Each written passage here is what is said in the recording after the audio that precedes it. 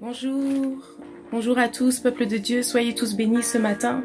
C'est au nom de Jésus-Christ que nous vous accueillons sur à notre culte du dimanche 26 avril, ce culte virtuel. Nous espérons que vous allez participer activement à ce culte afin que tous ensemble, nous allons offrir à Dieu un culte agréable.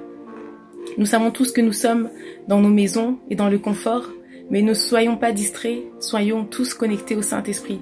Avant de commencer la prière, je voudrais lire un passage dans Psaume 84, au verset 5, qui dit « Heureux ceux qui habitent ta maison, ils peuvent te célébrer encore.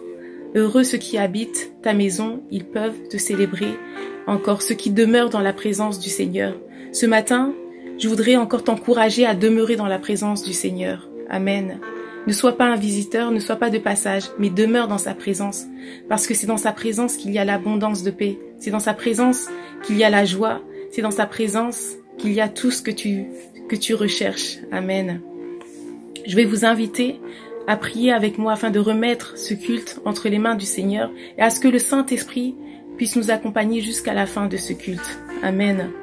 Éternel Dieu Tout-Puissant, je voudrais te remercier ce matin pour la grâce que tu nous as accordée. Merci Seigneur parce que, Seigneur, c'est un privilège de pouvoir encore ouvrir ma bouche, de pouvoir, Seigneur, t'élever encore ce matin. Je te remets, Seigneur, ce moment. Que, Seigneur, ce matin, nous puissions avoir un cœur à cœur avec toi. Que nous puissions encore, Seigneur, entrer dans les eaux profondes avec toi. Seigneur, parce que nous avons besoin de toi. Nous avons plus besoin de toi que autre chose. Prépare nos cœurs, prépare nos pensées, prépare notre être entier à te recevoir. Au nom de Jésus-Christ, j'ai ainsi prié. Amen. Restez connectés avec nous pour un moment de louange et un moment d'adoration. Soyez bénis. Bonjour à tous, bienvenue dans la présence de notre Dieu. Alléluia. Nous voulons louer et adorer notre Dieu.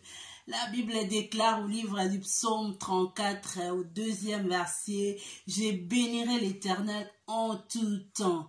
Sa louange sera toujours dans ma bouche. Peu importe le temps, peu importe les circonstances, nous allons louer les Seigneurs. Joins-toi avec moi, nous allons louer les Seigneurs. Danse pour ton Dieu là où tu es. Bouge pour la gloire de ton Dieu, car notre Dieu est bon. Qu'est-ce qu'il est bon de louer les Seigneurs. Nous voulons louer. Soyons prêts au nom de Jésus-Christ. On y va. Alors, nous allons taper les mains.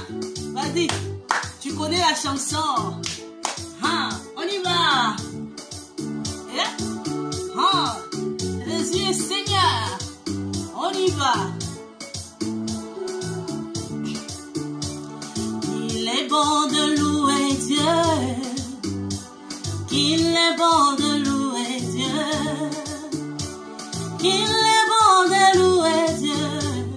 Oh, louons-le, louons-le. Qu'il est bon d'adorer Dieu. Qu'il est bon d'adorer Dieu. Qu'il est bon d'adorer Dieu. Oh, adorons-le, adorons-le. Hosanna, qu'il est bon de louer Dieu. Alléluia.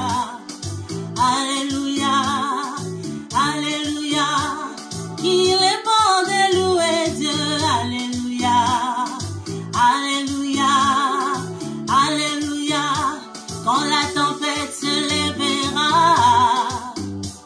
quand le vent soufflera, est-ce que tu as besoin de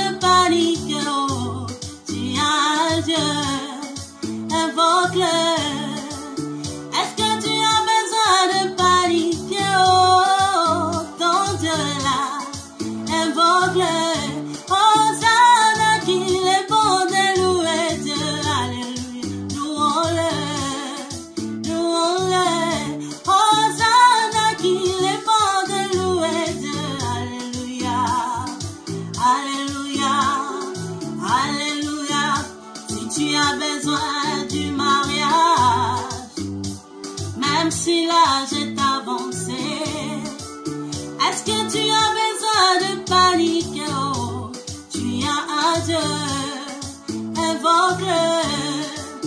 Est-ce que tu as besoin de paniquer? Oh, ton Dieu là, invoque-le. Hosanna, qu'il est bon de louer Dieu. Alléluia, alléluia. Hosanna, qu'il est bon de louer Dieu. Alléluia, louons-le.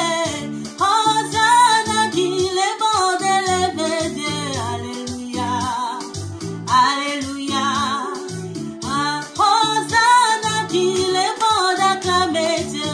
Allez, acclamons-le, acclamons-le. Hosanna, qu'il est bon d'élever Dieu. Élevons-le, élevons-le. Célébrons le Seigneur car il est bon. Sa miséricorde durera toujours. Tu fais pousser des cris de joie, notre Dieu. Il est présent ce matin parmi nous. Hosanna, qu'il est bon de louer Dieu. Louons-le, louons-le. Hosanna, qu'il est bon de louer Dieu. Louons-le, alléluia, alléluia. Gloire au Seigneur Jésus, alléluia. Notre Dieu est bon. N'est-ce pas qu'il est bon de louer Dieu? Il est bon de célébrer notre Dieu, car il est fidèle, fidèle dans toutes ses promesses. Alléluia. Nous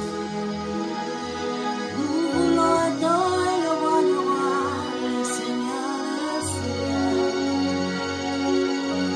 Que tu es merveilleux, oh Seigneur. Béni soit ton nom, car tu es présent parmi nous. Oh Jésus, tu as dit là où 2 ou 3 sont réunis, tu es là, Seigneur. Oh Yahweh, là, il est là parmi nous. Alléluia. Tu es là, présent parmi nous. Je t'adore, je t'adore.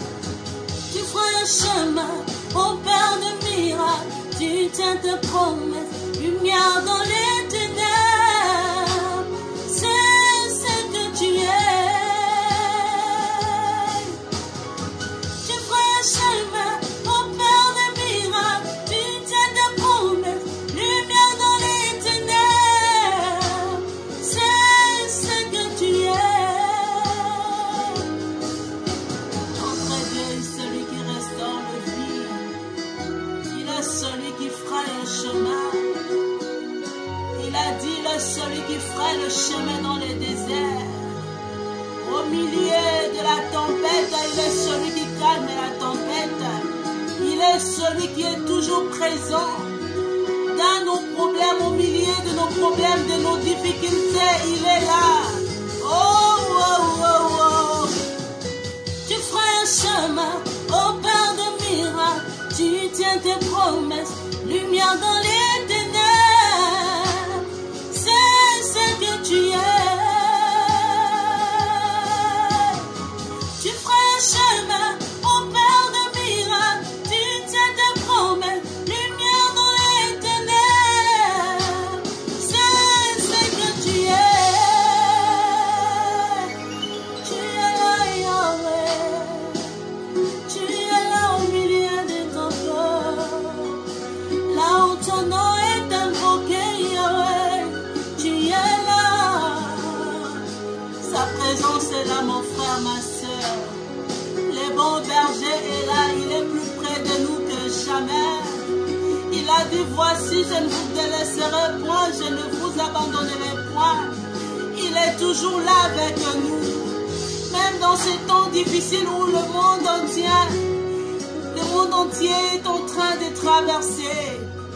Jésus est là, Jésus est là, il est là, il est là, il comble nos cœurs. Alléluia. Nous continuons toujours à l'adorer. La Bible déclare que c'est pourquoi Dieu l'a souverainement élevé. Il lui a donné un nom au-dessus de tous les noms. Au nom de Jésus, tout genou fléchit.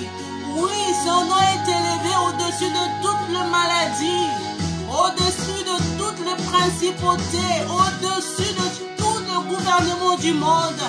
Le nom de Jésus est élevé. Alléluia. Béni soit ton nom, Seigneur. Tu es là, tu es présent. Tu règnes, Jésus.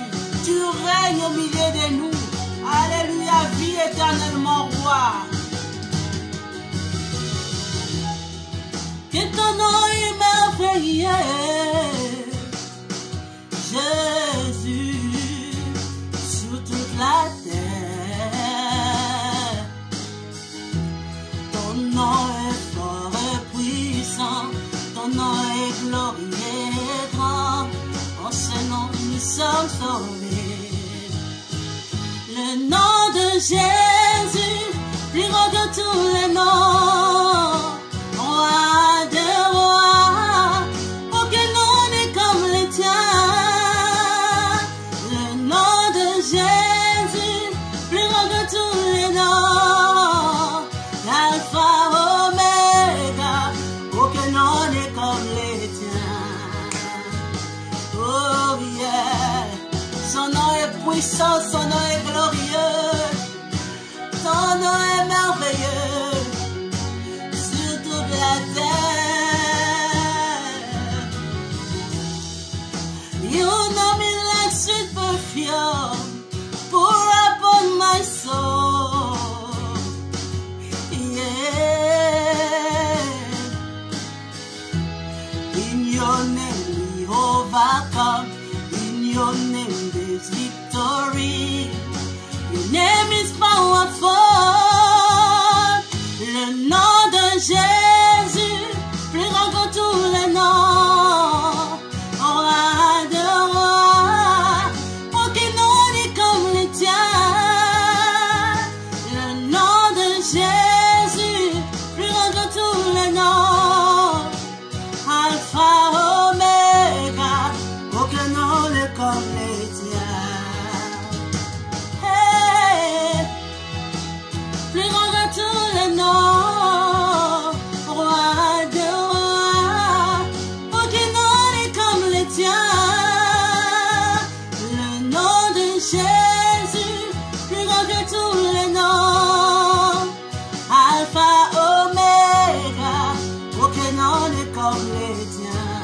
Chante-le de tout ton cœur.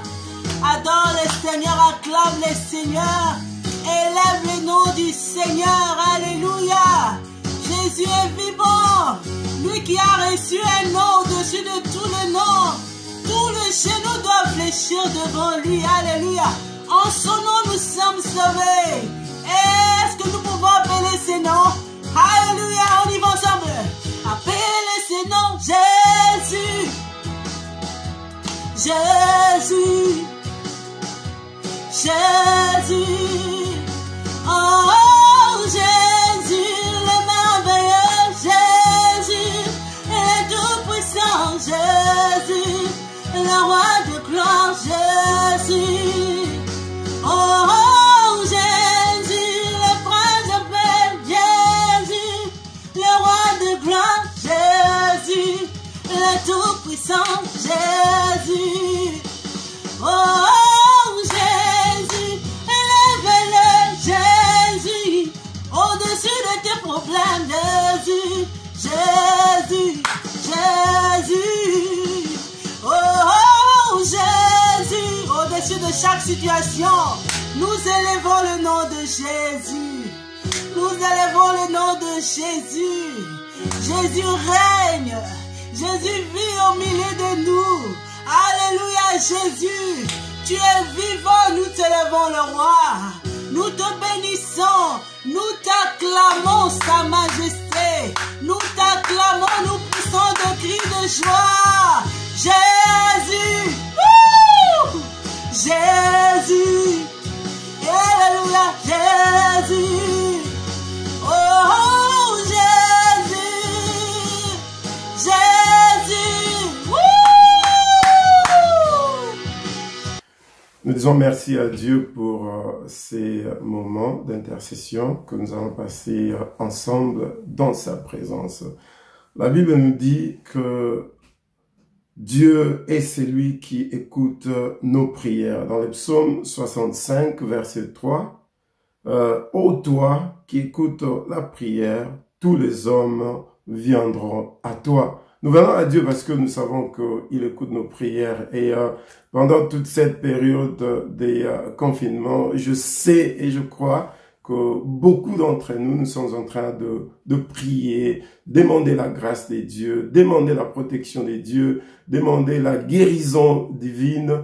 Et je crois que si nous sommes connectés, si nous sommes comptés parmi les vivants, c'est parce que Dieu nous écoute. C'est pas parce que nous nous sommes bien protégés, mais c'est la grâce des dieux. Alors nous allons commencer par dire merci à Dieu. Merci à lui qui te donne la vie, à lui qui te donne la grâce et l'opportunité de pouvoir prier maintenant, de pouvoir te connecter avec nous pendant cette période. Élevons nos voix, disons merci à Dieu pour toutes les prières qu'on a élevées pendant cette période au nom de Jésus-Christ. Alléluia. Éternel notre Dieu, nous voulons te dire merci, nous voulons te rendre des actions de grâce, nous voulons te glorifier, ô Dieu, parce que nous sommes comptés parmi les vivants, Seigneur. Ce n'est pas parce que nous nous sommes bien protégés. Ce n'est pas, Seigneur, notre Dieu, parce que nous avions fait quelque chose de spécial. Nous voyons, Seigneur, ceux qui connaissent mieux, ô Dieu de gloire. Ils partent, Seigneur, notre Dieu. Ceux qui connaissent mieux la protection, Seigneur. Ils travaillent dans les hôpitaux, les docteurs, les spécialistes, Seigneur. Ils ne sont plus. Mais nous, nous sommes en vie, Seigneur. C'est pourquoi nous voulons simplement te dire merci. Nous voulons, Seigneur, notre Dieu, te montrer notre reconnaissance, oh Dieu. Merci, Seigneur, notre Dieu, pour ma vie. Merci pour ma femme. Merci, Seigneur, notre Dieu, pour ma famille, mes enfants, Seigneur, que tu gardes. Merci, Seigneur, pour mon église. Merci pour mes leaders. Merci, Seigneur, pour mon pasteur, oh Dieu de gloire. Merci, Seigneur, notre Dieu, pour cette sœur. Merci pour ce frère, oh Dieu, qui a besoin de toi, Seigneur. Merci, oh Dieu, pour la main, Seigneur, que tu étends en nous, oh Dieu de gloire. Merci, Seigneur. Nous sommes reconnaissants. Nous sommes reconnaissants, oh Dieu. Merci, Jésus-Christ, de ce que par tes meurtrissures, nous sommes guéris. Merci, Jésus-Christ, de ce que nous vivons à cause de toi. Oui, Seigneur, la vie que je vis par la foi au Fils de Dieu qui s'est donné et qui s'est humilié pour nous, Seigneur. Merci, oh Dieu, parce que à cause de toi, Jésus-Christ, nous espérons. Nous pouvons espérer. Nous croyons, oh ô Dieu. Merci, ô Dieu. Merci, ô Dieu, pour toutes les prières que nous avons élevées. Seigneur, nous croyons que tu nous as écoutés. Nous croyons, Seigneur, que tu nous exauces, ô Dieu. Et nous te remercions, Seigneur, parce que tu es en train de bâtir en nous, Seigneur, la persévérance, ô Dieu. La persévérance pendant ce moment de preuve. Et nous te disons merci, ô Dieu. Nous te disons merci, ô Dieu, parce que tu nous guéris, Seigneur. Tu nous délivres de la peur, ô Dieu de gloire. Merci, ô Dieu, parce que tu es celui qui nous fait du bien. Tu nous donnes la joie, ô Dieu. Tu nous gardes saines pendant ce moment. Nous te disons merci, Seigneur. Merci, ô Dieu. Merci, Seigneur Jésus-Christ. Alléluia. Nous allons continuer à prier. Cette fois-ci, nous allons prier pour nous-mêmes. C'est vrai, nous voyons beaucoup de choses se passer.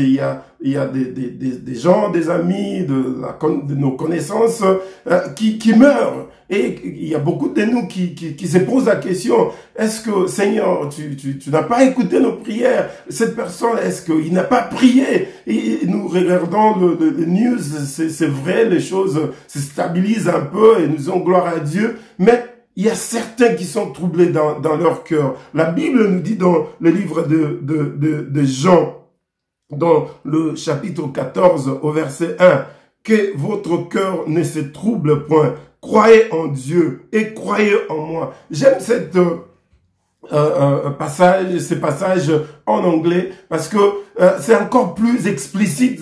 La Bible dit « Do not let your heart be troubled ». C'est-à-dire qu'il ne faut pas laisser votre cœur s'est troublé. Oui, nous ne voulons pas laisser notre cœur être troublé par ce que nous voyons. Nous voulons croire à Dieu. Nous voulons croire à Jésus parce qu'il nous dit qu'il est le bon berger. Il a donné sa vie pour nous. Oui, nous allons lui dire que Seigneur, que nos cœurs ne soient pas troublés. Nous allons croire à toi. Tu es le chemin, tu es la vérité, tu es la vie, ô Jésus-Christ. Oui, nous ne serons pas troublés par ce qui se passe, tout autour de nous, par ce que nous voyons dans le news. Nous ne serons pas troublés. Oui, élevons nos voix et prions à Dieu qu'il garde nos cœurs, que nous ne soyons pas troublés au nom puissant de Jésus-Christ. Alléluia.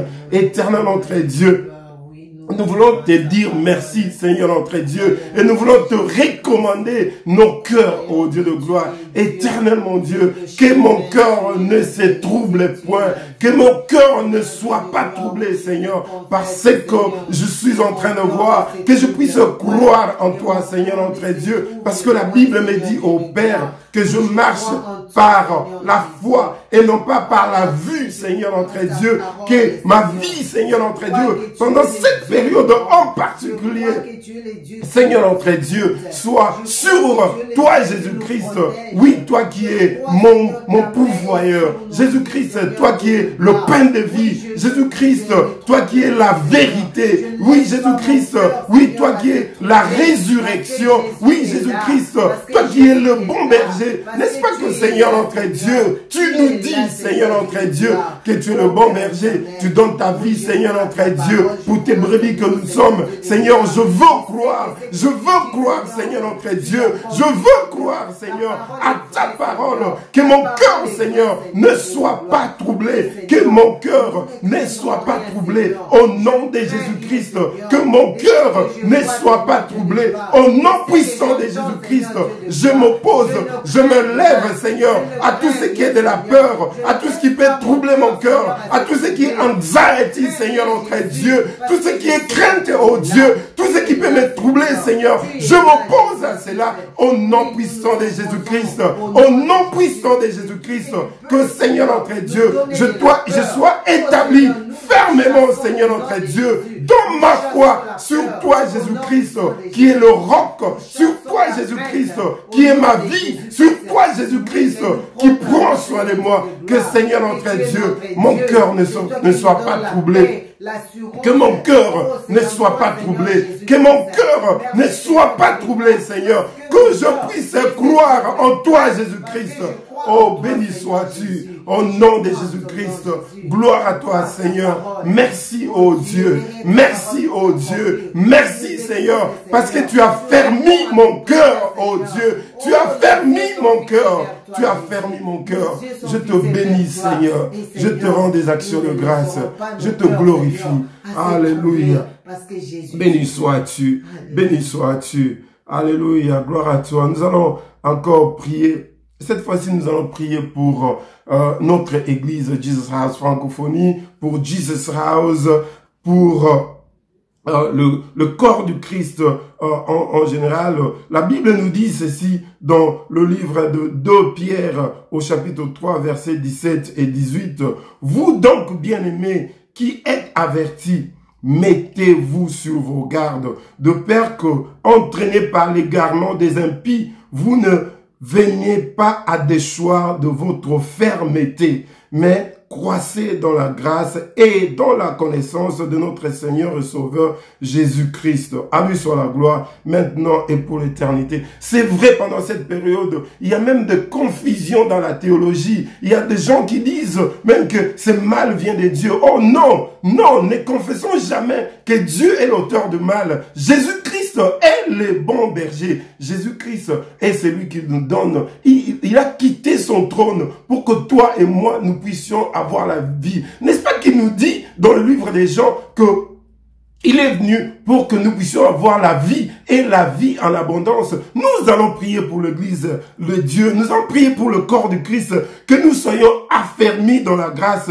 Que nous ne soyons pas emportés, que nous ne soyons pas égarés par les impies, par les fausses doctrines qui se prêchaient pendant ce moment. Oui, élevons nos voix et prions dans le nom de Jésus-Christ. Que le Saint-Esprit puisse illuminer nos cœurs. Que nous soyons affermis. Oui, que nous soyons affermis dans la foi. Que l'église de Dieu puisse en sortir victorieux, vainqueur, établi, oui, rempli d'onction et en train de avancer le royaume de Dieu. Prions au nom puissant de Jésus-Christ. Alléluia, éternel notre Dieu. Nous voulons te prier pour ton église. Nous voulons te prier pour le corps du Christ. Nous voulons te prier pour Jesus House, Seigneur, francophonie. Nous voulons te prier pour Jesus House as a whole. Nous voulons te prier, Seigneur, pour les Redeemed Christian Church of God, Seigneur. Nous prions, oh Dieu, que pendant cette période, nous soyons affermis dans la foi. Nous voulons être affermis dans la foi, Seigneur. Oui, Seigneur, il y a des doctrines qui surquillent, des fausses doctrines, Seigneur, notre Dieu, qui surquillent, qui amènent la confusion, Seigneur, pendant ces moments. Seigneur, nous voulons que le Saint-Esprit puisse illuminer nos cœurs. Nous voulons, Seigneur, sortir, oh Dieu, de ces confinements. Plus, Seigneur, notre Dieu, affermis dans notre foi, croyant en toi encore plus, Jésus-Christ, toi qui es le rémunérateur de ceux qui te cherchent. Je te prie, oh Dieu de gloire, que tu puisses nous façonner pendant cette période. Je te prie, oh Dieu, que tu puisses nous tailler pendant cette période, afin que, Seigneur, nous puissions en sortir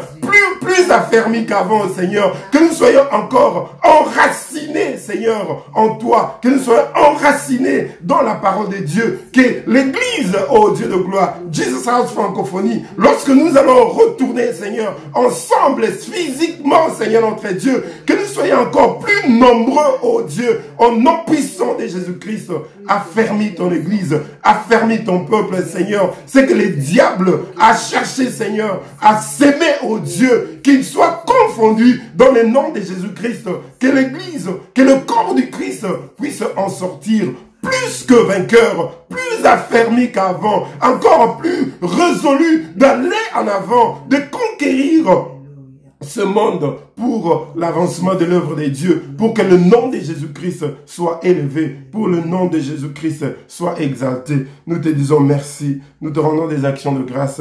Nous allons prendre notre dernier sujet de prière et cette fois-ci, nous allons prier pour ce pays. Nous allons prier pour les autorités de ce pays. Ça fait beaucoup de temps dans notre église, nous prions pour le réveil spirituel dans ce pays. Nous allons lire rapidement le livre de Actes, chapitre 19, verset 20. Ça, c'est Pierre, le jour de la Pentecôte, quand il s'est levé devant cette multitude, il a dit, « Répentez-vous donc et convertissez-vous pour que vos péchés soient effacés, afin que des temps de rafraîchissement viennent de la part du Seigneur et qu'il envoie celui qui vous a été destiné, Jésus-Christ. » Nous allons prier pour les temps de rafraîchissement dans ce pays, les temps de rafraîchissement, que les gens, que la repentance vienne dans ce pays, que ce pays soit rafraîchi par Jésus-Christ, par le Saint-Esprit, que Jésus-Christ puisse régner. Oui, l'Angleterre, la Grande-Bretagne, c'est un pays chrétien. C'est un pays chrétien. Nous allons prier que la repentance puisse se manifester. Nous allons prier pour les autorités de ce pays, que Dieu puisse le guider dans la sagesse, afin que, affermis dans leur foi, afin que, conduit par le Saint-Esprit, ce pays puisse revenir ce qu'il était, le pays chrétien, là où le réveil, là où Christ règne en Seigneur et Sauveur. Prions dans le nom puissant de Jésus-Christ. Alléluia, Seigneur notre Dieu, nous voulons te bénir, Seigneur, nous voulons te rendre des actions de grâce, Seigneur notre Dieu, nous avions prié pour le réveil, nous avions prié, Seigneur, et je prie, ô Dieu de gloire, que ce moment, ô Dieu, où nous traversons, que tu puisses l'utiliser, Seigneur notre Dieu, pour pouvoir, Seigneur, amener le réveil spirituel dans ce pays, que tu amènes le réveil spirituel dans ce pays, que tu amènes le réveil spirituel dans ce pays, que les âmes puissent se repentir, que les âmes, Seigneur notre Dieu, donnent leur vie à Jésus-Christ. Que Christ et Jésus, tu règnes dans le cœur, que tu règnes dans le place où les décisions sont prises, ici dans ce pays, dans les House of Commons, dans les Cabinet Office, dans les House of Lords, oh Seigneur notre Dieu. Oui, dans le Civil Servant, Seigneur, que tu règnes, oh Jésus-Christ, que tu prennes la place du roi, que tu prennes la place du roi, que tu prennes la place du roi, que la conversion réelle se manifeste, oh Dieu. Ah oui, à partir du sommet, à partir de l'autorité, Seigneur, établie dans ce pays, jusque, Seigneur notre Dieu, oui, dans nos enfants, dans nos jeunes, Seigneur, que Christ et Jésus, tu puisses régner en tant que Seigneur, que tu puisses régner en tant que Sauveur, que le réveil réel, que le réveil spirituel se manifeste, oh Dieu, soit évident dans ce pays. Nous te disons merci, Seigneur. Nous te rendons des actions de grâce. Oh, béni sois-tu, Seigneur. Oui, merci à toi, oh Dieu. Merci à toi, mon frère, qui a prié pour nous. Merci à toi, ma sœur, qui a intercédé pour nous. Nous disons merci à Dieu, lui qui écoute nos prières. Nous disons merci à Dieu, lui qui nous dit dans sa parole de venir à lui, parce qu'il est celui qui écoute nos prières. Merci à notre Dieu. Merci pour ce moment. Et nous allons maintenant passer la parole à notre orateur du jour pour nous apporter la parole de Dieu. Et merci, que Dieu vous bénisse. Amen. Bonjour bien-aimés, nous vous saluons tous au nom du Seigneur Jésus-Christ. Nous disons merci à Dieu pour Maman Laurette qui nous a conduits dans un temps de louange et d'adoration vraiment merveilleux et agréable. Et nous prions que Dieu puisse la bénir. Nous allons prendre le temps pour écouter la parole de Dieu. Je voudrais nous demander de prier. Seigneur, nous te disons merci, encore une fois, pour le privilège que nous avons pour écouter ta parole. Et je me dispose, Père Céleste, et je prie que tu puisses me oindre. Touche mes lèvres, Père éternel, que j'apporte une parole qui va reconforter quelqu'un, qui va fortifier, qui va encourager mon bien-aimé. Bénis ces instants, bénis mon frère et ma sœur, qui rejoint ce culte virtueux et qui participe activement dans ce culte, là où il est, là où elle est. Oui, Père éternel, laisse que ton Esprit Saint puisse nous saisir, nous tous, afin de recevoir ta parole que tu nous apportes. Au nom de Jésus, Amen. Merci beaucoup encore une fois. C'est vraiment un privilège. C'est vraiment, je l'ai toujours dit que ça sera toujours un privilège pour moi d'apporter la parole de Dieu. Et aujourd'hui, nous allons continuer notre message en quelque sorte là où nous avons arrêté le dimanche passé. Parce que le dimanche passé, nous avons eu à parler sur ce que Dieu était en train de dire par rapport aux instructions spirituelles, derrière les instructions que nous avons reçues de l'Organisation du monde, l'Organisation mondiale de la santé, vis-à-vis de ce virus qui ravage le monde. Et nous avons eu à dire que la question de récapitulation, c'est que ces instructions étaient résumées dans le fait que on devait laver les mains et qu'on a dit que les mains représentaient nos vies et qu'il était très important que nous lavons nos vies. Oui, parce que nos mains représentent nos vies. Nos empreintes digitales représentent nos vies. Même quand les gens qui vont voir les voyants ou bien les charlatans, ils présentent leur main aux charlatans et on sait voir dans la main leur vie. Et on peut leur dire leur passé ou bien avenir ou les trucs comme ça. C'est-à-dire, nos mains représentent notre vie. Et on a parlé aussi de la distance sociale. Nous avons eu à dire qu'il fallait veiller. Il fallait qu'il y ait une distance sociale avec certaines personnes, avec certaines personnalités, avec certains endroits. Oui, parce que certains milieux sont pleins de contagions. Certaines personnes, ils sont toxiques. Ils risquent de vous distraire, ils risquent de nous distraire sur ce chemin qui mène à la gloire. Et nous avons eu à dire aussi que ces instructions parlaient des confinements et que Dieu nous appelait à nous confiner, à rentrer beaucoup plus dans nos chambres, nous enfermer et chercher sa face et prier. Oui, parce que le temps est venu où nous devons nous retirer du milieu public de plus en plus, mais de rentrer dans nos maisons, de nous enfermer seuls pour passer le temps dans la prière, dans la lecture de la parole de Dieu. Ces instructions nous disent aussi que on devait faire attention à notre éternuement. Lorsque nous éternuons, nous devrons veiller à cela. Et spirituellement, on comprend que éternuer faisait sortir quelque chose de notre bouche correspondant à on comprend cela comme étant la parole. Lorsque nous éternuons, qu'est-ce qui sort de nos bouches? Et les paroles qui sortent de nos bouches pendant ce temps sont des paroles qui fortifient ou bien qui encouragent. Nous devons veiller avec notre bouche. Parce que ça peut nous engager dans beaucoup de problèmes inutiles. Ça peut blesser les gens. La langue est vraiment comme une flamme de feu. Elle est capable de brûler toute une forêt. Alors nous devons veiller à notre bouche, à notre façon de parler. Oui, on a parlé aussi que on devait veiller les uns sur les autres. Ceux qui sont forts devaient aider ceux qui étaient faibles. Et on devait aussi faire attention à ceux qui sont vulnérables. Disant, ceux qui ne sont pas sauvés, il fallait leur aller apporter la parole de Dieu, la parole qui apporte la vie.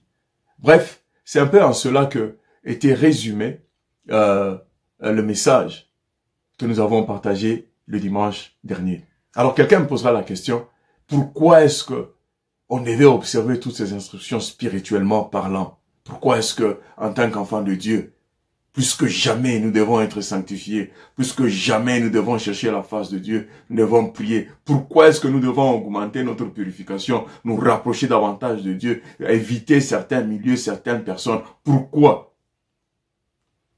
Enfin, alors aujourd'hui, nous allons chercher à apporter la réponse à cette question. Pourquoi? Parce que nous nous préparons à un jour. Nous attendons un jour et nous ne voulons pas rater ce jour. Et ce jour, c'est l'enlèvement.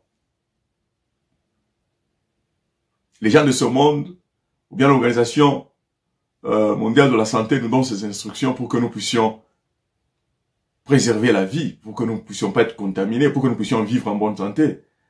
Mais pour nous les enfants de Dieu, ces instructions, c'est pour la vie éternelle. C'est pour être prêt pour un jour que tous nous attendons. Et ce jour-là, c'est notre rencontre avec l'époux, c'est notre rencontre avec le Seigneur. Et cette rencontre sera caractérisée, sera marquée par l'enlèvement de l'Église. Et c'est pour cela que nous devons observer ces instructions. Alors nous allons parler de l'enlèvement, comprendre l'enlèvement. Parce que pendant ces temps, beaucoup de gens sont en train de parler de l'enlèvement.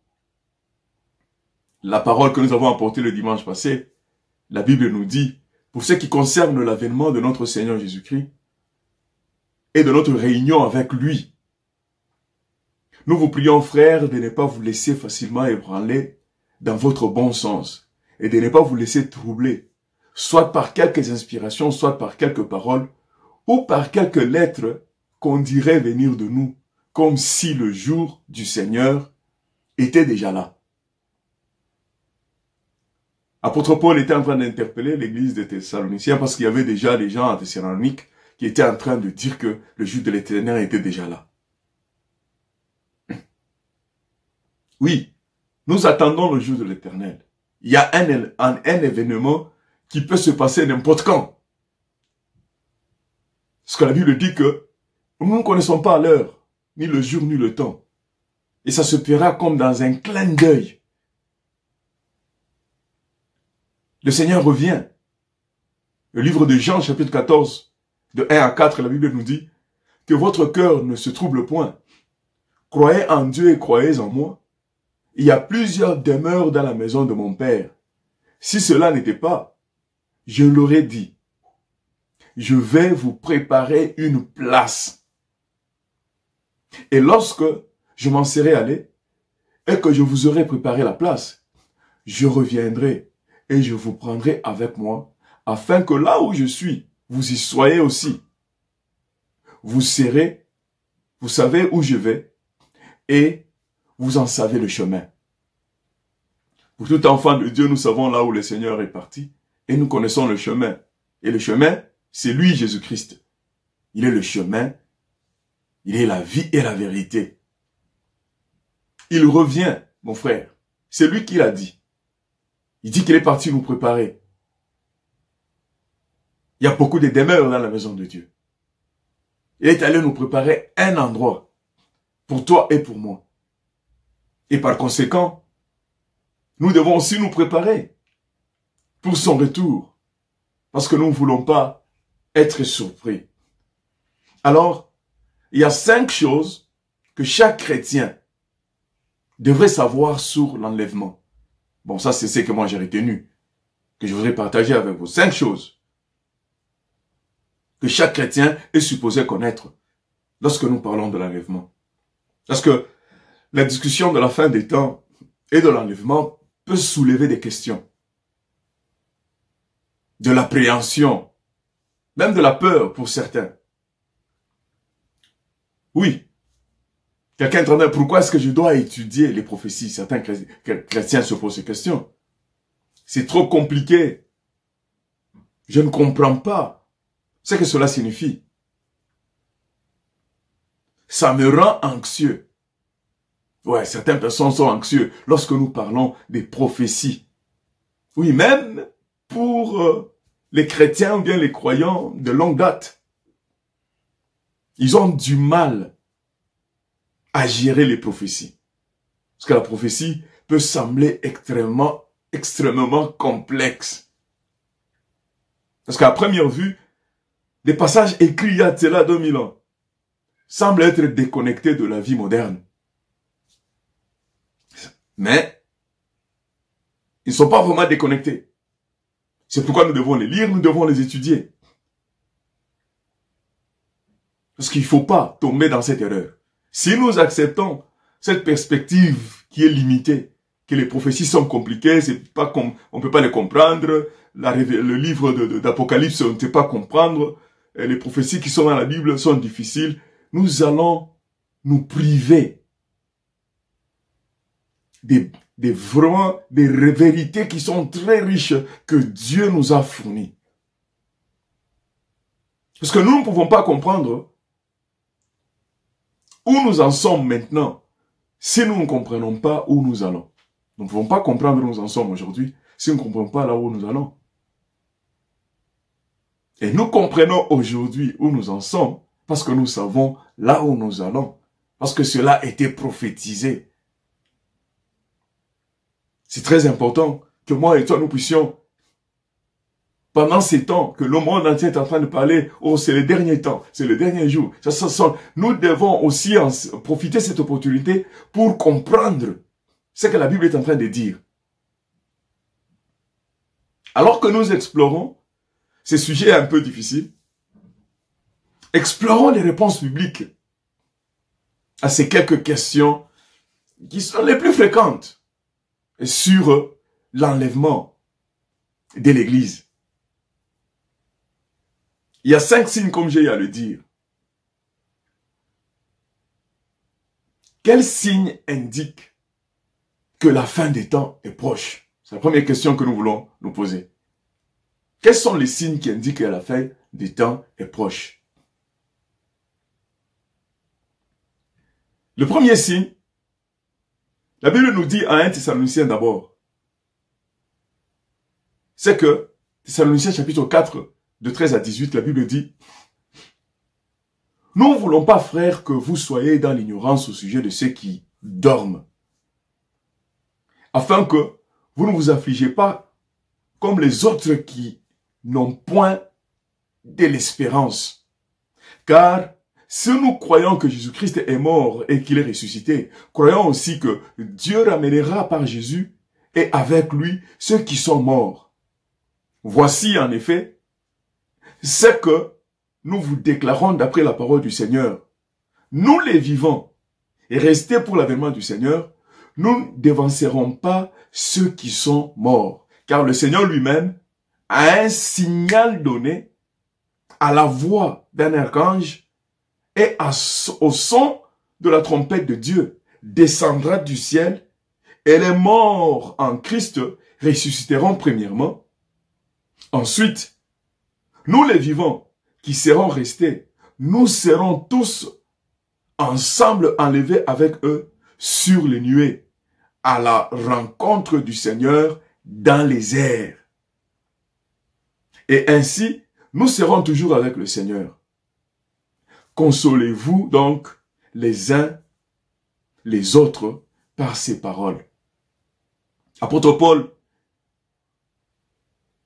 il appelle l'attention à l'attention de l'église des Thessaloniciens pour leur dire d'abord qu'il ne fallait pas qu'ils soient ignorants parce qu'ils étaient ignorants.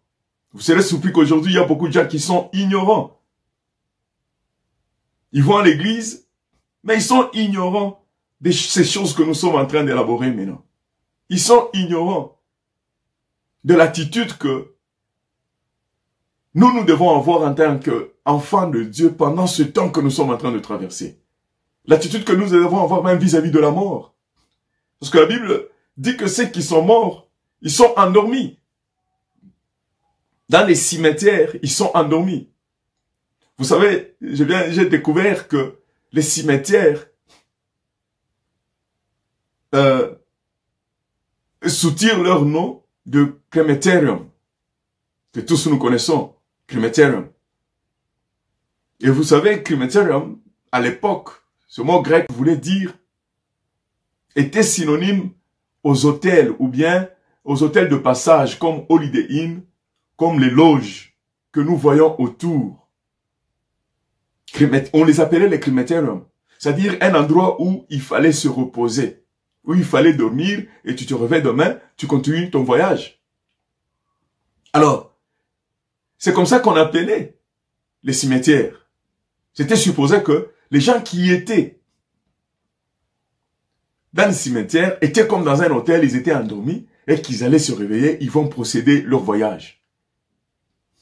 Alors la Bible est en train de nous dire que ne vous en faites pas de ceux qui sont endormis dans les crématoriums, dans les hôtels soi-disant.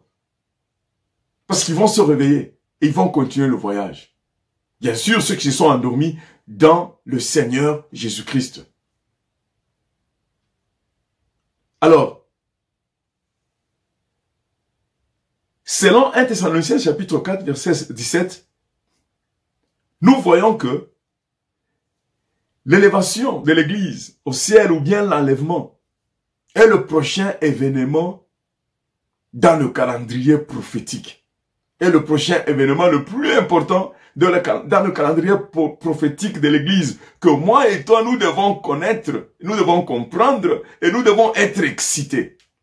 Ça fait longtemps que nous entendons la parole de Dieu qui nous parle beaucoup plus de rester sur la terre avec beaucoup plus de détails. Comment gagner cela, comment recevoir cela, comment remporter cela, comment la promotion. Beaucoup des messages que nous recevons nous parlent beaucoup plus de la vie sur la terre. Alors que moi et toi, nous sommes passagers. Et étant passagers, nous devons savoir là où nous sommes en train de partir et comment est-ce qu'on va y partir.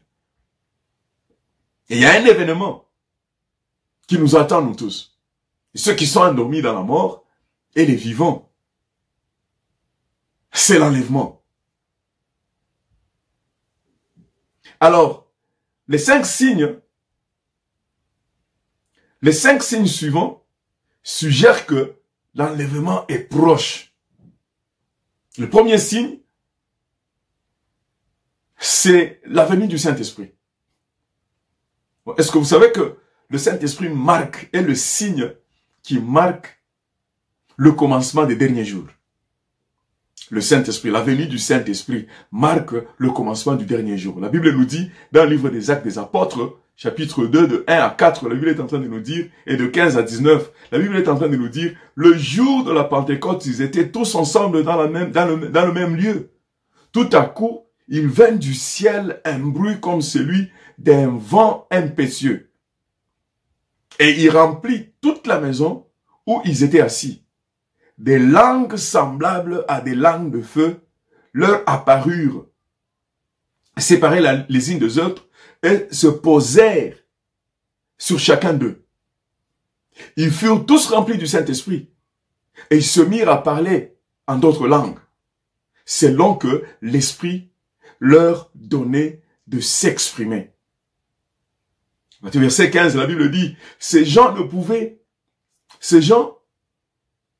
ne sont pas ivres. Ça, c'est l'apôtre Pierre qui répondait aux gens qui ne comprenaient pas ce qui se passait, pensaient que les gens étaient ivres. Alors l'apôtre Pierre qui prend la parole qui dit, ces gens ne sont pas ivres, comme vous le supposez, car c'est la 3e heure du jour.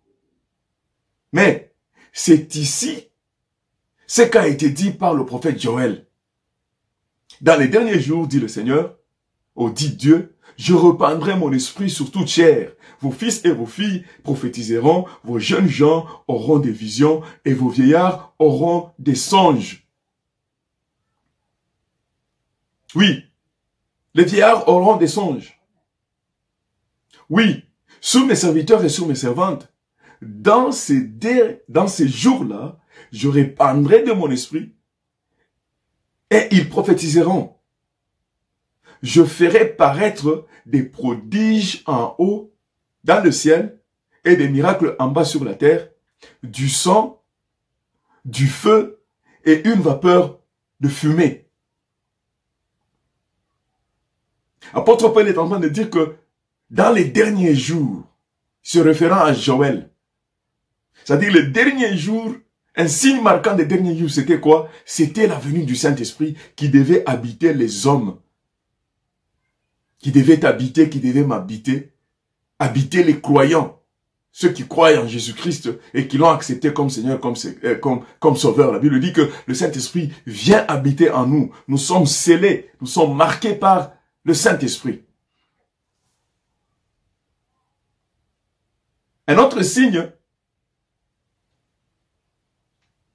c'est le signe de la tromperie ou bien de la déception par des fausses doctrines. Déjà à Thessalonique, dans l'église thessalonicienne, il y avait déjà ces fausses doctrines qui disaient que l'avènement du Seigneur était déjà venu.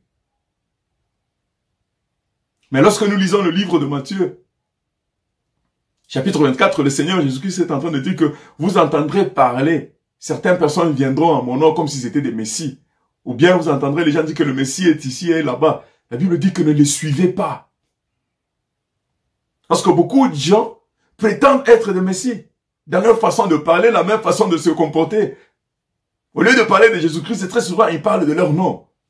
On entend sur les chairs comment certaines personnes qui sont certains prédicateurs, à la place de Jésus-Christ, ils peuvent bien prononcer « Moi, je m'appelle tel ». Un être humain. Et Jésus-Christ a dit, ils prétendent être des messies et prétendent avoir les réponses dans ce monde troublé. Jésus-Christ dit que nous devons tenir bon. Littéralement, il veut dire que nous devons garder nos yeux ouverts afin que nous ne soyons pas dupés. Nous devons être vigilants. Parce qu'il y aura beaucoup de tromperies, beaucoup de doctrines des hommes. Parce que à la fin des temps, les gens pleureront désespérément pour que les dirigeants les livrent. Et ils chercheront des mystiques et des chefs religieux. Ils vont prétendre avoir une connaissance plus approfondie. L'évangile est simple. Mais il y a des gens qui veulent toujours mystifier l'évangile. Il y a toujours des gens qui veulent la compliquer. C'est un des signes. Un autre signe, c'est les contingents entre les nations. Lorsque nous lisons Matthieu chapitre 24, la Bible est en train de dire que il y aura des guerres, des nations comme des nations, contre les nations. Il y aura des famines, il y aura des tremblements de terre, il y aura des calamités. Jésus-Christ parle même des pestes. Le livre de l'Apocalypse nous dit que la tribulation sera remplie de guerres. Une guerre incessante, sans fin et terrible. Les guerres vont s'intensifier jusqu'à la fin du monde. Les guerres vont s'intensifier et les guerres dans lesquelles toutes les nations seront impliquées. Et à l'allure où vont les choses, moi je crains avec ce coronavirus, les États-Unis, avec la Chine, ils sont en train d'entrer dans une guerre froide. Nous ne savons pas là où ça va finir. Ouais. Des différends entre les nations. Des guerres entre les nations. Un autre signe que nous voyons, c'est le signe de la dévastation. Aujourd'hui, des millions de personnes dans le monde souffrent de la faim. Alors que Dieu a vraiment béni ce monde avec l'abondance. La famine va s'intensifier à l'approche de l'enlèvement. Est-ce que vous savez que il y a au moins plus de 6 millions de gens qui meurent de la famine, de la faim chaque année. Et parmi lesquels il y a 3 millions d'enfants qui meurent. Pour dire qu'il y a plus que Corona. Chaque année, au moins 6 millions de gens meurent de la famine. Si vous pouvez vous imaginer. Les Écritures anticipent également une augmentation des tremblements de terre.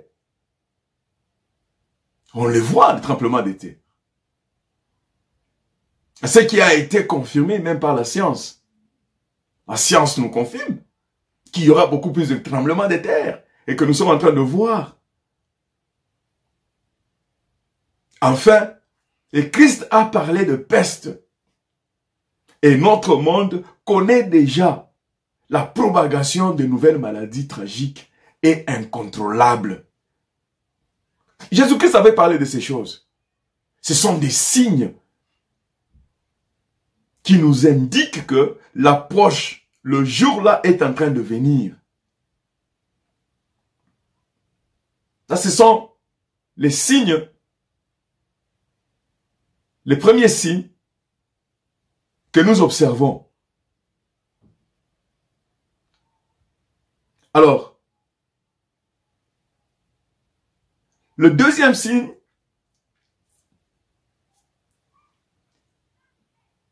qui est difficile, c'est parler du jour où le Seigneur va venir. En tout cas, je dois éviter de déterminer une date ou une heure pour l'enlèvement. Et personne ne peut pas vous donner une date ou bien une heure. Il sera un menteur. Le fait est que nous ne pouvons pas calculer le jour où Christ viendra pour son Église. Parce que Dieu a spécifiquement choisi de ne pas nous le révéler. Même au Seigneur Jésus-Christ, il ne l'a pas révélé. Lorsque les apôtres ont interrogé notre Seigneur sur l'avenir, il a répondu, « Ce n'est pas à vous de connaître les temps ou les saisons que le Père a mis à sa propre autorité. Mais vous recevrez la puissance quand le Saint-Esprit sera venu sur vous. » Voilà, le Seigneur avait déjà parlé du Saint-Esprit qui viendra pour marquer parmi les signes qui montrent que son avenir, sa venue est proche. Dans le livre de Actes des Apôtres, chapitre 1er de 7 à 8, et c'est que nous lisons, « Seul Dieu connaît le temps, et lui seul sait quand est-ce que. Il sait quand le temps sera écoulé. La vérité future a un impact sur notre responsabilité aujourd'hui. connaissant ce qui nous attend dans l'avenir, cela doit avoir un impact sur notre responsabilité actuelle. Et la connaissance que Jésus-Christ revient bientôt devrait en principe mettre l'urgence dans notre démarche, même la détermination dans notre service vis-à-vis de Dieu. Connaissant qu'il revient bientôt, moi et toi, et nous ne connaissons pas le temps, cela devait mettre l'urgence dans notre attitude, surtout vis-à-vis des choses de Dieu. Parce que nous ne savons pas quand est-ce qu'il va venir. Le troisième signe, c'est que, est-ce que je vais partir, je vais faire partir de l'enlèvement si mon corps est insériné, si mon corps est enseveli ou bien est enterré. Écoutez ce que la Bible nous dit. Les morts en Christ ressusciteront d'abord. Les morts en Christ ressusciteront. Cela nous parle de la résurrection corporelle des croyants. Il y aura la résurrection. À ce moment-là, les esprits des croyants seront reconnectés, seront réunis à leur corps de résurrection, un corps qui est parfait et un corps qui est complet. Car le Seigneur lui-même descendra du ciel avec un cri, avec la voix d'un archange et avec la trompette de Dieu. Et la Bible dit que, et les morts en Christ, c'est important, les morts en Christ ressusciteront en premier. Alors, nous qui sommes vivants, qui serons vivants à l'époque, quand il va venir, nous serons rattrapés avec eux dans les nuages pour rencontrer le Seigneur dans les airs. Et ainsi, nous serons toujours avec le Seigneur. C'est en cela qui sera notre consolation. Oui, le Dieu qui a créé le monde entier, un travail très dur de la création de l'univers, dans 6 jours, où il est capable de ramener à la vie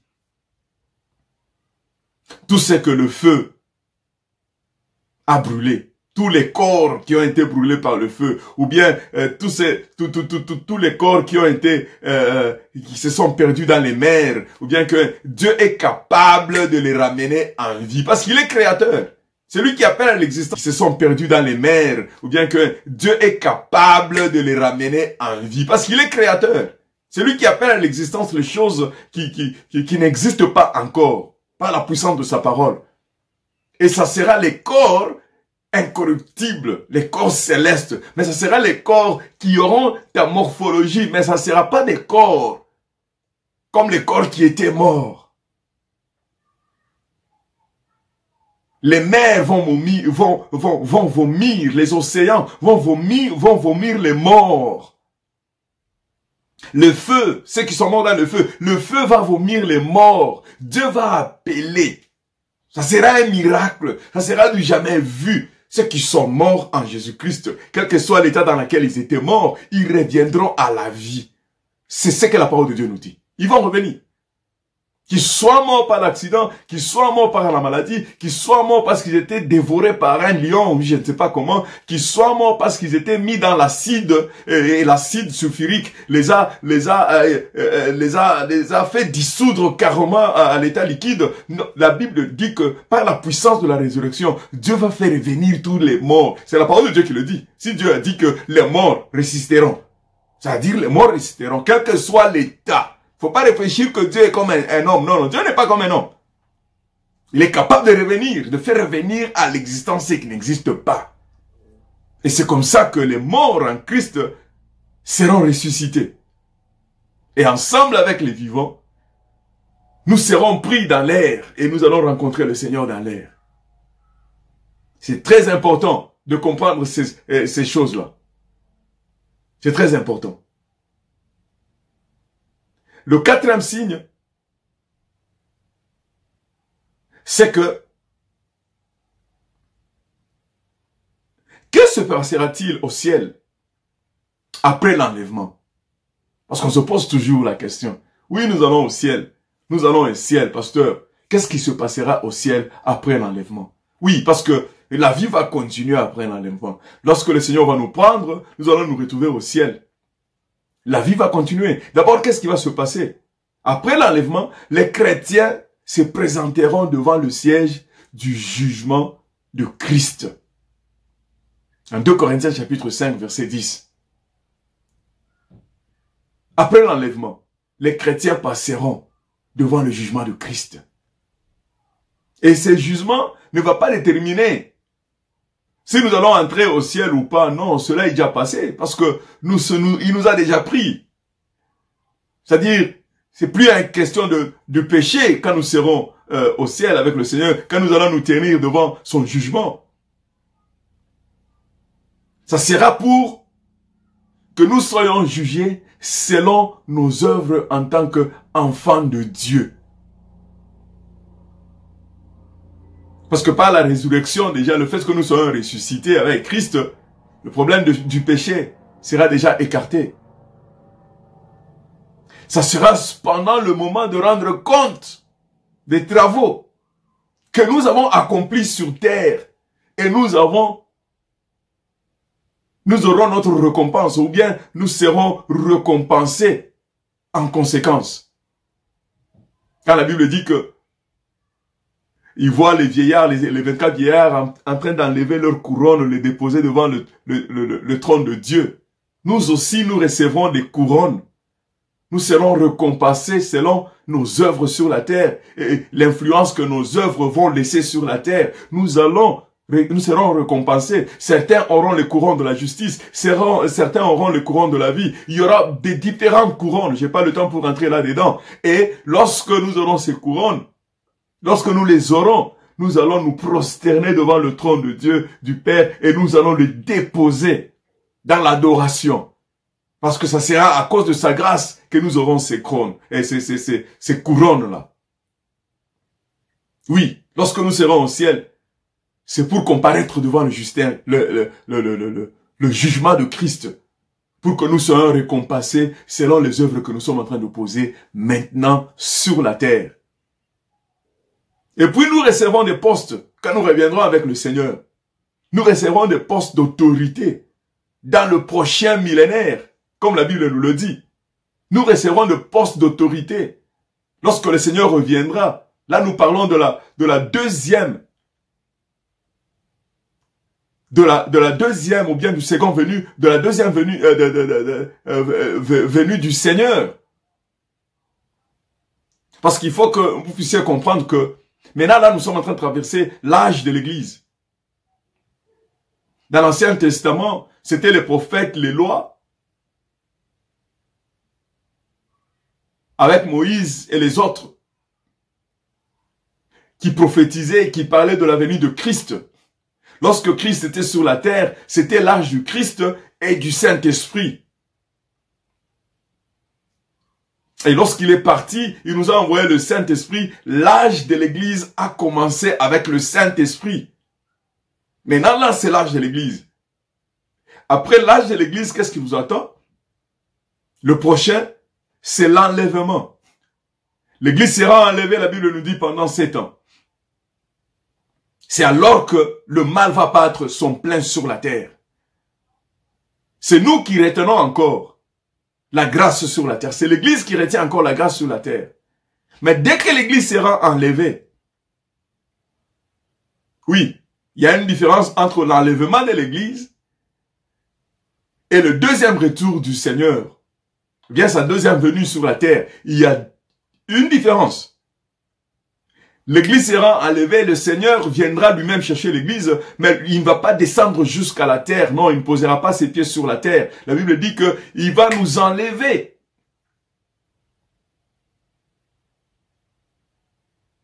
Si vous avez quelque chose qui a des magnétiques, c'est comme ça, c'est dans ce sens, c'est comme ça que nous serons enlevés. Le magnétisme là qui est entre le Seigneur et nous, c'est le Saint-Esprit. C'est cette relation qui est avec nous. Parce que tu as le Saint-Esprit en toi et avec ce qui est en Dieu, Dieu te prendra facilement.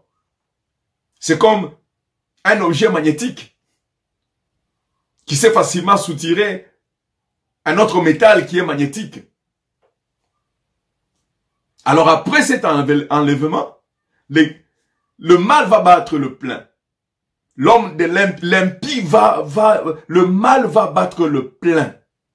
Il y aura des tueries, il y aura vraiment des tueries. C'est pendant ce temps-là qu'il y aura le règne de signes, les signes 666. C'est pendant ces temps-là que le mal va régner et que on doit vous mettre un sceau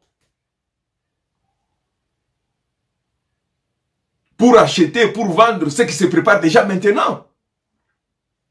Maintenant, nous pouvons, au nom de la démocratie, nous pouvons résister, protester contre cela. Mais je vous dis que quand l'Église sera enlevée, l'impie, l'homme du péché, va régner. Il viendra avec un semblant de solution sur la terre et il va décevoir les gens. Et finalement, ils vont se retrouver dans son emprise et il va commencer à les malmener. Après ces 7 ans, c'est alors que le Seigneur, le deuxième retour du Seigneur, va se manifester. Le Seigneur viendra sur la terre. Il va revenir avec les anges. Il va revenir avec nous les saints. Nous reviendrons sur la terre pour régner. Quand la Bible dit que l'étoile, ou bien le gouvernement du Seigneur, ou bien la montagne de l'Éternel sera au-dessus de toutes les montagnes qui sont sur la terre. Et là, Jésus-Christ reviendra dans la gloire. Et il viendra pour juger, mettre fin au mal, pour juger le monde et juger le diable, et les arrêter, les lier, puis les jeter dans l'enfer. C'est-à-dire, il y a une différence entre l'enlèvement du Seigneur et le deuxième retour du Seigneur. Le premier, c'est quand il est venu par Marie. Il reviendra, mais il ne va pas toucher la terre pour enlever l'église. Ça va se passer dans l'air. Et puis, il va revenir. Cette fois-là, il touchera la terre. Il viendra pour régner comme le Seigneur des Seigneurs, comme le roi de gloire. Et quand il va revenir, il va juger Satan, il va juger les démons, il va juger le mal et il mettra fin au règne de mal. Quand la Bible dit que les ténèbres ne régneront jamais pour toujours. Oui. C'est quelque chose que nous devons comprendre. Je tenais à ce que nous puissions le comprendre. Parce que l'enlèvement est pour bientôt. Ça peut se passer dans un clin d'œil. Le Seigneur va venir dans un clin d'œil. Tous les signes sont déjà là. Lorsque nous lisons Matthieu, chapitre 24, nous le voyons. La Bible dit que veillez donc, puisque vous ne savez pas quel jour votre Seigneur viendra. Sachez-le. Vous ne savez pas. C'est pourquoi vous aussi, tenez-vous prêts, car le Fils de l'homme viendra à l'heure où vous n'y penserez pas. Tous les signes sont déjà là, mon frère, ma soeur, pour l'enlèvement. Ne pense pas que les signes ne sont pas là. C'est pourquoi vous aussi, tenez-vous prêts, car le Fils de l'homme viendra à l'heure où vous n'y pensez pas.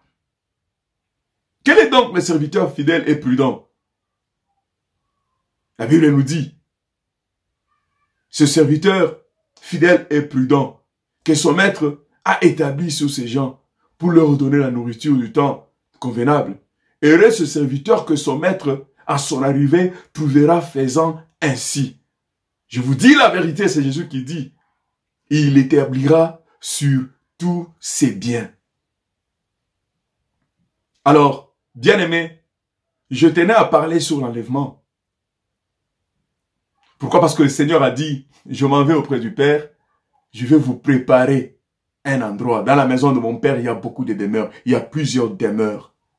La vie ne s'arrête pas ici sur la terre. La vie s'arrête au-delà de ce que nous voyons. Alors je voudrais encourager tout un chacun de nous. Alors que nous sommes en train de vivre Soyons vigilants. Soyons aux aguets. Investissons. Investissons. Investissons dans notre relation avec Dieu. Le Seigneur revient très bientôt. L'enlèvement est pour bientôt. Oui. Alors, nous n'avons plus le temps à perdre. Tu veux encourager ton frère, tu veux encourager ta sœur, tu veux encourager les gens autour de toi. Tu veux les encourager afin de tenir ferme dans la profession de notre foi, parce que le Seigneur revient bientôt. Alors, nous allons prier pour clôturer. Si vous êtes là, vous n'avez pas encore donné votre vie au Seigneur Jésus-Christ, je veux vous encourager de donner votre vie à Christ. Voici le moment, voici le temps. Parce que ne pensez pas que vous avez le temps demain. Ne pensez pas que vous avez le temps maintenant. Vous n'avez pas ce temps. Ça peut se passer dans un clin d'œil. Et l'église sera prise. C'est-à-dire un clin d'œil. Tu fermes les yeux, tu ouvres et les gens sont déjà enlevés. Alors vous ne l'avez pas raté ce temps. Ainsi je vous prie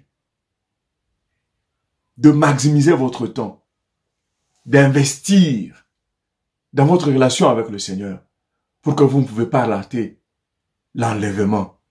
Parce que dans le calendrier prophétique, c'est le programme, c'est le prochain rendez-vous le plus important dans le calendrier prophétique. Pour toi et pour moi, non pas seulement pour toi et pour moi, même pour le monde dans lequel nous sommes.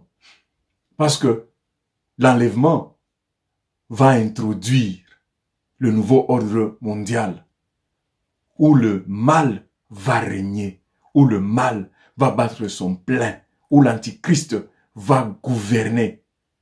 L'enlèvement va introduire le véritable nouvel ordre mondial.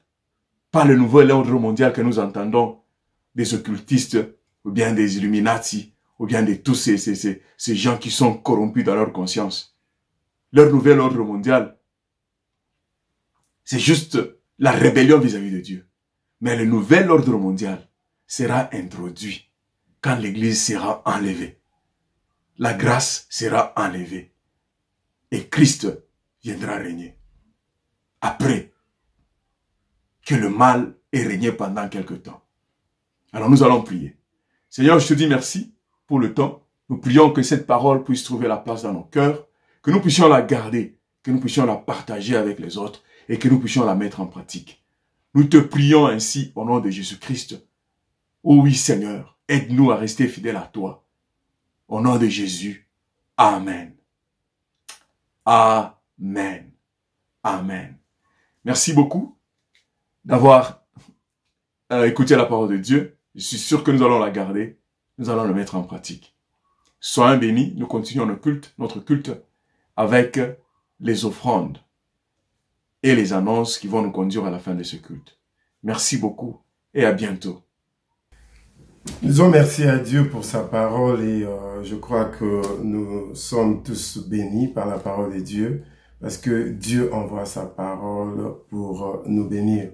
Nous allons passer à notre moment de contribuer, de participer financièrement à l'avancement de l'œuvre de Dieu en donnant nos dîmes, nos offrandes et nos contributions spéciales. Et par cela, nous allons lire le livre de 2 Corinthiens au chapitre 9, verset 7. La Bible dit ceci: que chacun donne comme il a résolu en son cœur, sans tristesse ni contrainte, car Dieu aime celui qui donne avec joie. Et pourquoi est-ce que nous donnons avec joie? C'est parce que nous croyons, et ici à Jesus House, on le dit toujours que nos contributions financières sont aussi une façon pour nous d'adorer notre Dieu. Nous adorons notre Dieu par notre façon de vivre, avec les chants, mais nous adorons Dieu aussi avec nos contributions financières. Et nous le faisons parce que nous savons que Christ lui-même et celui qui a donné. Il s'est dépouillé lui-même, la Bible nous dit dans chapitre 2 du livre de Philippiens. Il s'est dépouillé, il a donné tout ce qu'il avait. Et David nous dit dans 1 Chronique 29 que c'est vrai, nous donnons à Dieu parce que tout ce que nous avons, ça vient de lui. C'est lui qui donne la sémence au semeur, comme le verset 10 de 2 Corinthiens chapitre 9 nous dit, c'est lui qui fournit de la sémence au semeur et du pain pour sa nourriture. Et nous croyons que notre Dieu va vous bénir encore plus. Donc, nous allons prier au nom de Jésus-Christ. Seigneur, notre Dieu, nous te prions, nous te rendons des actions de grâce pour ces privilèges que tu nous donnes, Seigneur, de participer à l'avancement de ton œuvre d'une manière financière, Seigneur, par nos dîmes, par nos offrandes, par nos contributions spéciales au Dieu. Nous prions, Seigneur, que tu bénisses tout un chacun de nous, Seigneur, toute personne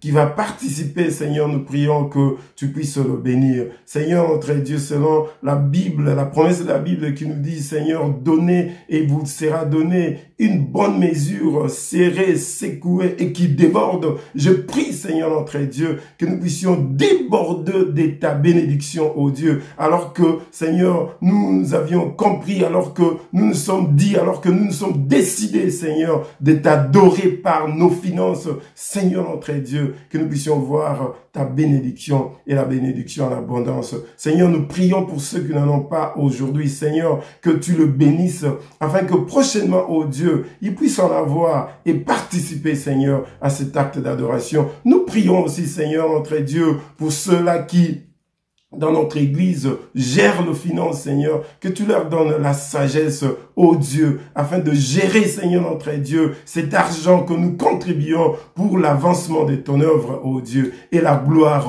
reviendra à toi seul, dans le nom de Jésus-Christ. Amen, amen, amen. J'encourage vraiment tout le monde de pouvoir participer à cet acte d'adoration. Pour nous qui sommes à Jesus House, nous savons ce que nous faisons toujours, et même pour ceux-là qui ne sont pas de Jesus House, je vous encourage vraiment de participer à ces moments d'adoration, à ces moments de donner nos dîmes, nos offrandes. C'est vrai, ces jours-ci, tout se fait online, donc on va le faire online. Il y a 4 façons de le faire. L'équipe technique va nous balancer une vidéo tout à l'heure pour nous donner beaucoup plus d'informations. On peut le faire directement sur Jesus House TV si vous nous suivez sur Jesus House TV. On peut le faire par text message. On peut le faire sur le Jesus House app ou bien on peut le faire par banque transfert. Personnellement, je préfère le faire par banque transfert parce que quand on l'a déjà fait une fois, les détails sont là et ça devient facile de le faire. Encore une fois de plus, merci. Je vous laisse entre les mains de l'équipe technique. Suivez cette vidéo de près. Prenez tous les détails possibles. Choisissez l'option qui vous convient et participez à cet acte d'adoration. Merci beaucoup et que Dieu vous bénisse.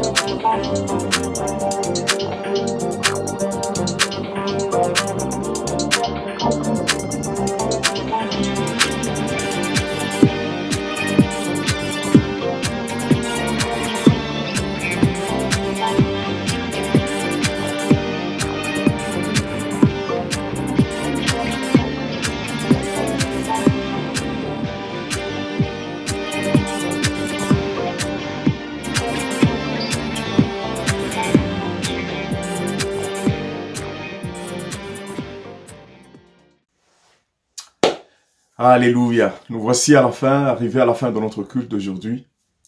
Je bénis le Seigneur pour nous avoir fait grâce de lui offrir ce culte dont je suis sûr qu'il a agréé.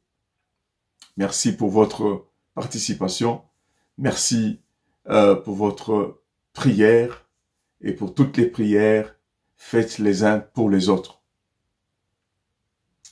Nous n'avons pas des annonces spéciales ou sinon le confinement continue. Je dis merci à Dieu parce qu'il tend vers sa fin. Et je m'impatiente vraiment pour qu'on puisse se revoir physiquement. Alors, pour clôturer, nous allons lire la parole de Dieu que je voudrais vous recommander, que vous puissiez prendre cette parole pour le reste de la semaine qui est devant nous. Alors, nous allons lire le psaume 37 à partir du verset 34. Espère en l'Éternel, suis sa voix, et il t'élèvera pour que tu possèdes le pays, tandis que tu verras les méchants exterminés. J'ai vu l'homme violent dans toute sa puissance. Il s'étendait comme un arbre verdoyant, mais il est passé et il n'existe plus. Je le cherche et je ne le trouve plus. Observe celui qui est intègre et regarde celui qui est droit, car il y a un avenir pour l'homme de paix. Tandis que les rebelles sont tous détruits, l'avenir des méchants est réduit à néant. Le salut des justes vient de l'Éternel. Il est leur forteresse dans les moments de détresse.